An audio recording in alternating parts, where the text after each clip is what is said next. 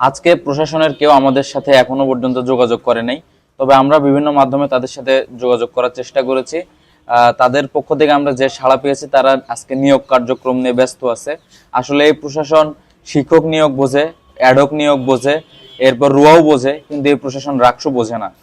তো এখানে আমরা যতটুকু জানতে পারছি এবং আমরা দেখছি সেটা হচ্ছে যে ভিসি সালেহ হাসান নকিবের একটা স্বাক্ষরের জন্য রাকসুর তফসিল আটকায় আছে।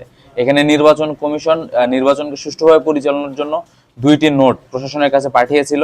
সেটি হচ্ছে যে 30 বছর এটাকে তুলে দেয়া, সাধারণ শিক্ষার্থীরা নির্বাচনে অংশগ্রহণ করতে পারবে, শুধুমাত্র এটা রেখে দেওয়া, এবং সেই সাথে ইলেকশন পরিচালনার জন্য চিফ রিটার্নিং অফিসার নামে একটি নতুন পদের সৃষ্টি করা, যাতে সুন্দরভাবে ইলেকশন পরিচালনা করা সম্ভব হয়। তো দীর্ঘদিন পূর্বে এটি নির্বাচন কমিশন প্রশাসনের কাছে অর্থাৎ ভিসি স্যারের কাছে পাঠিয়েছিল।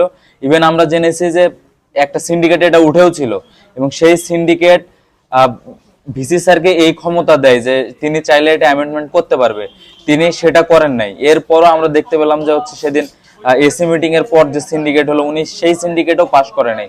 তো এখন যে কারণে রাকসু আটকে আছে এবং রাকসু হচ্ছে না, তফসিল ঘোষণা হচ্ছে না, এর একমাত্র দায় আমরা সালেহ হাসান নকিব, এই প্রশাসনের ভিসি, আমরা তার উপর দিতে চাই।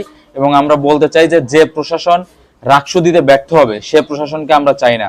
আপনারা বিপ্লবের ম্যান্ডেট নিয়ে প্রশাসনে বসেছেন, যদি বিপ্লবী আচরণ না করতে পারেন, আমাদের অধিকার রাকসু বাস্তবায়ন করতে না পারেন, তাহলে আপনারা সরে যান। শিক্ষার্থীরা আপনাদের পাশে নাই।